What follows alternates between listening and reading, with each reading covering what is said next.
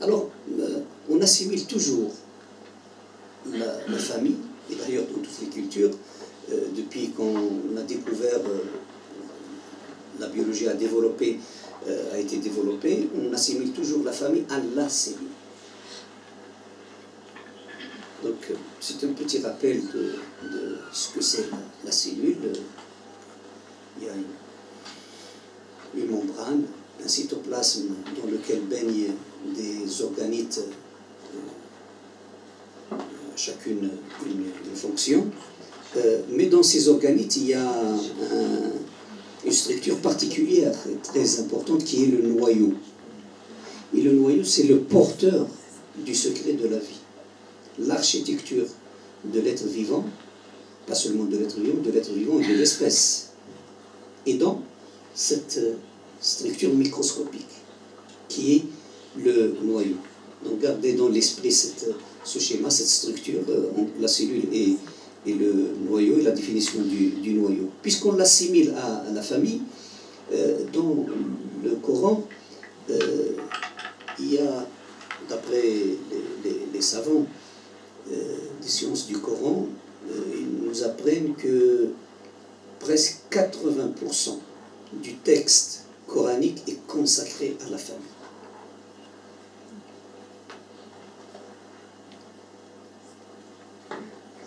Et ça nous étonne, personnellement ça m'étonne. C'est une réalité qui devrait poser la question pourquoi le fait de consacrer 80% du texte coranique à une telle structure, à la famille, ça veut dire tout simplement que c'est une question très intéressante, très importante, qui mérite une réflexion. Sinon, le Coran n'aurait pas donné cette importance à la famille.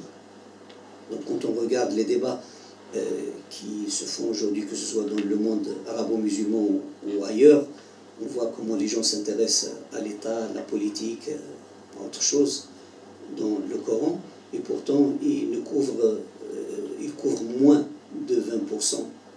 On ne s'intéresse pas à une question qui mérite 80% du Coran. Donc c'est juste en passant pour dire l'importance de la perception islamique en ce qui concerne la famille. Donc dans la perception islamique, je parle de la perception islamique, je ne parle pas de l'islam. C'est une lecture de l'islam. Je ne prétends pas que c'est la réalité de l'islam. Personne ne peut prétendre que c'est la réalité de l'islam. Du moment où on ouvre le livre et on lit structurellement le sens de lire, on se dissocie du texte sacré, de la révélation. Donc on passe de la religion à la religiosité ou le fait religieux. Donc si la religion, elle est absolue, bien sûr dans la perception islamique, la religiosité ou le fait religieux, c'est une interprétation de l'homme qui appartient à une culture, à une histoire. Donc ça fait partie de la religiosité qui est relative. Donc je suis dans le relatif et j'essaye à ma manière, en se basant sur d'autres savants, d'autres chercheurs, à ma manière de présenter cette perception islamique. Donc voilà, la famille, c'est la structure élémentaire de la société humaine. Il n'y a pas de société sans cette structure qui est la structure familiale, c'est la structure de base. Et puisqu'il est considéré comme la structure de base, donc on est devant quelque chose de très important et très intéressant. C'est la fondation. C'est une fondation. S'il est ébranlé, tout ce qui va suivre, tout ce qui est construit sur cette fondation s'écroulera. Donc voilà la famille que j'ai essayé d'assimiler à la cellule. Vous voyez la société et puis la famille.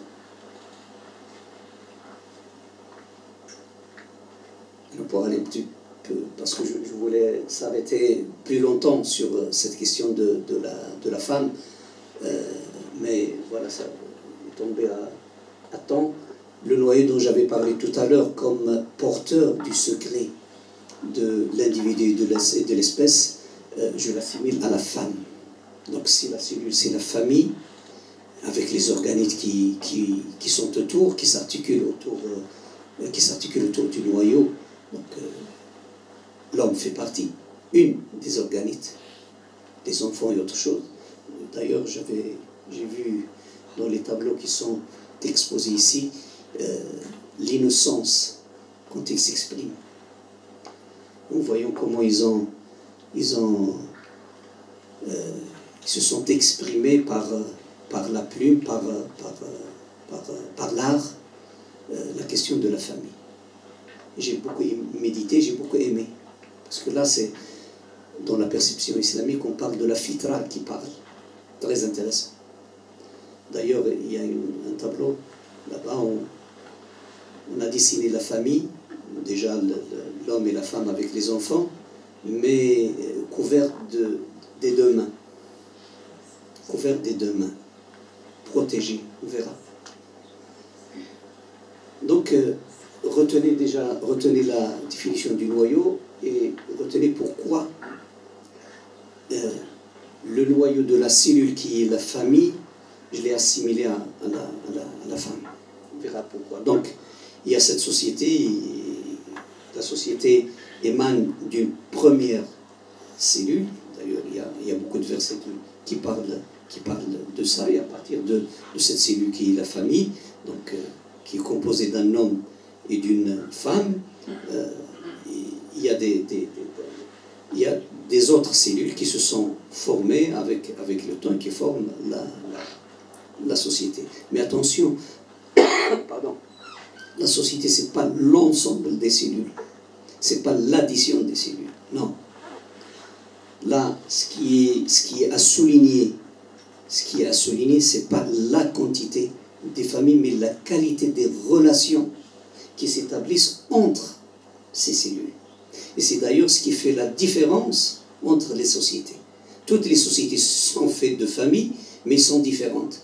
Parce que la nature et la qualité de relation est différente. Donc, on s'intéresse aux relations plutôt qu'à les cellules elles-mêmes. Parce que ce sont des entités, c'est vrai, qui constituent un phénomène en lui-même, mais ce qui est important en regardant la société, c'est les relations qui se font entre les membres d'une famille et les familles entre elles. Donc je passe un petit peu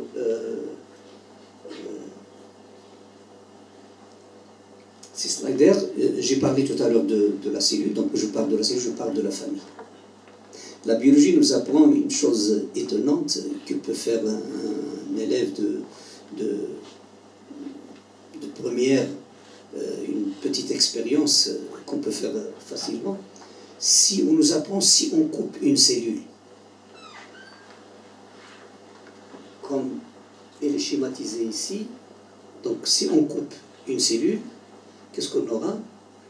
Donc on la coupe en deux, et puis, top, après un certain temps, la cellule réussit à se régénérer et à retrouver son état normal. Si on refait la même chose, mais cette fois-ci, la coupure passe par le noyau, touche le noyau, on la coupera aussi en deux. Mais la cellule finit par se dégénérer. Là, il se régénère, mais là, il se dégénère. Parce qu'on a touché au porteur de la vie, au secret de la vie qui est le noyau. Donc, autrement dit, dans la perception islamique, si on déconstruit, on ébranle la famille, si on touche l'ensemble de la cellule et le noyau reste intact, la femme reste intacte, il finira toujours par se régénérer. Mais si on touche la femme, la cellule finit par se dégénérer. On verra pourquoi. Donc ça, c'est toujours ce parallélisme entre la cellule et la famille. Qu'est-ce qu'il y a là? Voilà. Donc maintenant, on arrivera, tu tu peux m'arrêter parce que c'est un peu lent. Je ne sais pas quand est-ce que je vais... Si on regarde un petit peu, on s'intéresse un petit peu à l'étymologie des mots qu'on utilise. En arabe, on utilise osra. Et en français, on utilise la famille. Déjà, il n'est nulle part dans le Coran, le mot osra n'est pas cité dans le Coran. Il y a d'autres synonymes, mais osra, il n'est pas cité. Donc, il est coutume d'utiliser le mot osra quand on parle de la famille. Ce qui est étonnant, c'est l'étymologie du mot osra. Donc, il dérive du mot asr, asir, le prisonnier, l'hisn et qaïd, un bouclier, un anneau. Ça ne vous dit rien, l'anneau?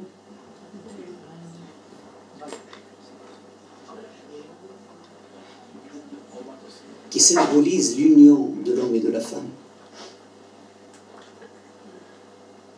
Ça ne veut pas dire que osra, comme on dit en arabe, c'est quand quelqu'un se marie, on dit qu'il est entré dans la cage en or.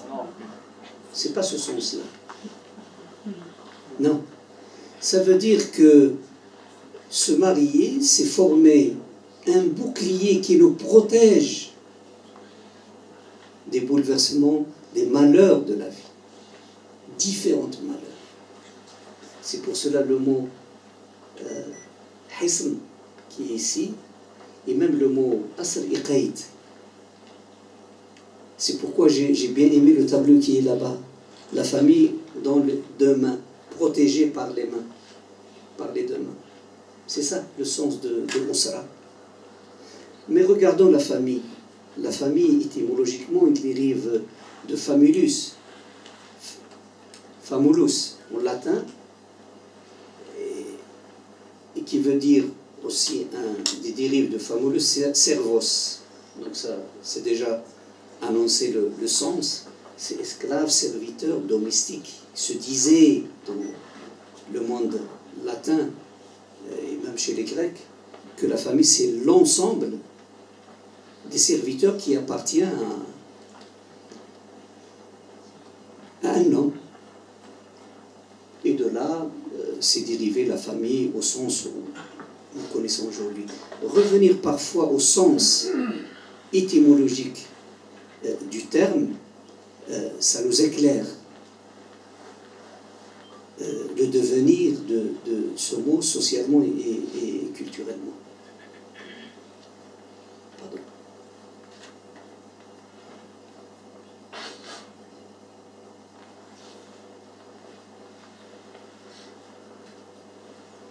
Alors, donc, on vient de voir l'étymologie. Donc, la famille se fait par un lien entre l'homme et la femme. Et déjà, d'ailleurs, vous m'excusez, parce que je suis un peu perdu.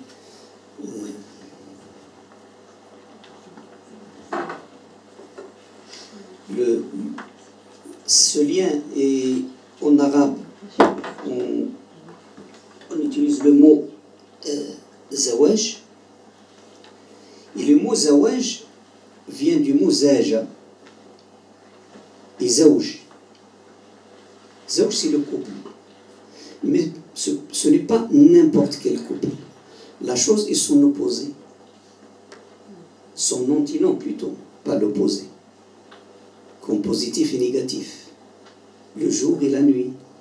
Et déjà dans un verset magnifique du Coran, quand il parle de la relation homme et femme, il est précédé par ces signes qui sont considérés par le Coran comme signes, jour et nuit. Donc ils ne sont pas cités dans le sens de la comparaison, qui est mieux que l'autre. Non, chacun est mieux dans sa fonction. La nuit ne peut pas faire la fonction du jour et inversement. La même chose. Ils sont cités comme deux faces d'une même chose.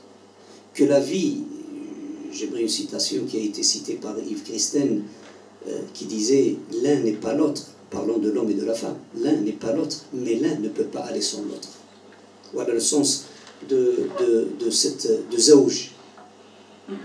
Donc zawj, c'est le couple, c'est deux. Donc zawaj, c'est former un couple. Et cette complémentarité est très intéressante en face des débats d'aujourd'hui. Cette liaison se fait dans un rituel qu'on appelle mariage, zawaj.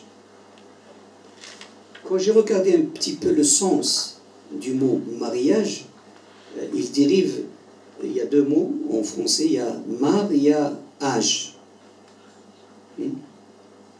Mar, je crois c'est maris, c'est le man, et âge, ou âgé, c'est prendre acte. Donc il se réfère à l'homme en tant que man. Donc le man, mari, mar, man. Donc de ce mariage naît la première structure élémentaire qui est la famille. D'accord? Donc son mariage,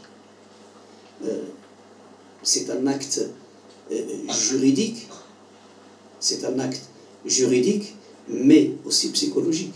Parce que j'ai regardé un petit peu quelques études qui se font en Amérique et on a constaté que le lien de mariage, qui est juste un acte juridique, contribue à la stabilité psychologique des deux partenaires. En la comparant à l'acte de concubinage, par exemple, la stabilité va de moins de 35 à 40% chez les partenaires du concubinage. Donc ce n'est pas seulement un acte juridique, il est psychologique, mais il est aussi culturel. Dans la perception islamique, on ne conçoit pas la formation d'une liaison sans mariage, qu'il faut d'ailleurs, parmi les rituels, de l'annoncer, que la société, le monde connaît qu'il y a un acte qui s'appelle mariage, qui lie les deux partenaires. Voilà, et donc la formation de cette société.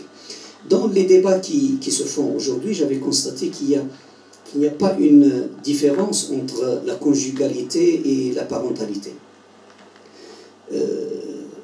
Pire que ça, certains écrits avancent que s'il y a famille, si on est obligé de faire une famille, c'est juste pour la fonction de parentalité. On peut s'en passer de la conjugalité. On peut s'en passer de la conjugalité. Et d'ailleurs, les familles composées qui apparaissent aujourd'hui font fi de cette relation de conjugalité. Or, ce qui est phénoménal dans la perception islamique, on parle peu de la parentalité, mais on parle beaucoup de la conjugalité. Et d'ailleurs, la relation entre l'homme et la femme est considérée dans le Coran comme signe de Dieu. C'est vrai, il y a quelques versets qui parlent de la parentalité, mais pour comprendre cette dualité entre conjugalité et parentalité, on peut dire que dans la perception islamique, la famille, qui est l'union de l'homme et de la femme, est à la fois une fin et un moyen. C'est une fin en soi, parce que sans la conjugalité, on ne pourra pas parler d'une stabilité ou une stabilisation de la société. Donc j'avais dit tout à l'heure que le chemin de l'humain n'est pas tracé, il est inachevé. Donc pour le tracer, il a besoin de toutes ses potentialités, des conditions pour s'épanouir, à créer, à inventer. C'est très intéressant. Et le côté psychologique, côté physique, est très important pour construire, entre guillemets, un homme apte à inventer, à créer. Un homme apte à tracer ce chemin tant attendu. Donc la conjugalité est une fin en soi, parce qu'il permet et à l'homme et à la femme de s'épanouir. De s'épanouir. Et par la suite viendra la question de la parentalité qui va de soi. Donc c'est vrai, là c'est un moyen, mais ce moyen, son importance n'apparaît qu'après la fondation d'une vraie conjugalité. Et si vous observez bien, on constate que le mot conjugalité a la même racine que la conjugaison. Comme si la famille, c'est un moyen de conjuguer, de se conjuguer du singulier au pluriel, de passer de je à nous. Donc la famille, c'est l'institution par excellence de l'instauration du pluriel, de deux personnes qui se fusionnent pour être un seul. Est-ce que cette tâche, cette entreprise est simple et facile? Je ne crois pas. Donc il mérite toute l'attention, c'est déjà le cas du Coran, pour construire cette conjugalité. Donc il y a une fin en soi. Donc je vais un petit peu vite. Donc la conjugalité, comme je viens de vous dire, c'est une institution pour construire la construction de nous. C'est la construction de nous, l'apparition de nous. Donc quand la femme parle, il parle de nous. Et l'homme parle, il parle de nous. Une vraie conjugalité, une vraie famille, c'est la condition pour passer à la parentalité. Autrement dit, si on parle aujourd'hui de la possibilité de la parentalité sans passer par la conjugalité, dans la perception islamique, elle est impossible et aberrante. Donc il faut d'abord construire la conjugalité, ce nous, qui va ensuite contribuer à la parentalité. La construction de la société dont je vous ai parlé tout à l'heure passe par la production de valeurs. Donc, nous avons dit tout à l'heure que la culture est très intéressante et a été inventée par l'homme pour transcender sa condition biologique et sa condition existentielle, de se dissocier de l'animal qui est en lui.